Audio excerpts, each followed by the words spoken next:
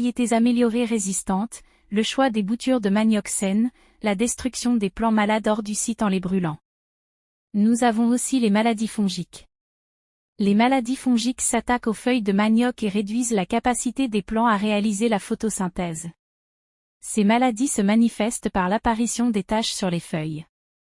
La lutte contre les maladies fongiques passe par la sélection des variétés résistantes, la destruction des plants malades hors du site, le traitement du matériel végétal. À cela, il faut ajouter les ravageurs. Les rongeurs tels que les rats et les hérissons cassent les tiges et consomment les tubercules de manioc.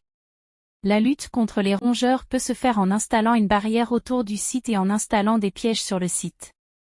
D'autres ravageurs tels que les criquets et les cochenilles farineuses s'attaquent aux feuilles de manioc. Numéro 8, récolte et gestion post-récolte. Le manioc se récolte entre 7 mois et 12 mois selon la variété après le planting. L'un des indices qui montre que les plants sont matures est le jaunissement des feuilles. Avec les variétés améliorées à fort potentiel de rendement, il est possible d'obtenir entre 30 et 40 tonnes de tubercules à l'hectare. La conservation des tubercules de manioc après la récolte est très difficile, c'est la raison pour laquelle il est conseillé d'avoir un marché pour l'écoulement avant de produire ou encore de les conserver dans le sol et de ne les récolter qu'en cas de besoin. Mais il est également possible et ultra bénéfique de transformer le manioc en plusieurs dérivés comme le tapioca, le watafufu, les cossettes le fufu, la farine de manioc, le bâton de manioc, aliments d'élevage, légumes surgelés, amidon, beignets de manioc et l'alcool.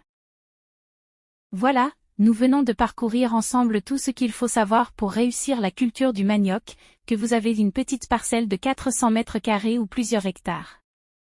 Merci d'être resté avec nous, n'oubliez surtout pas de vous abonner, de laisser un like et de partager la vidéo.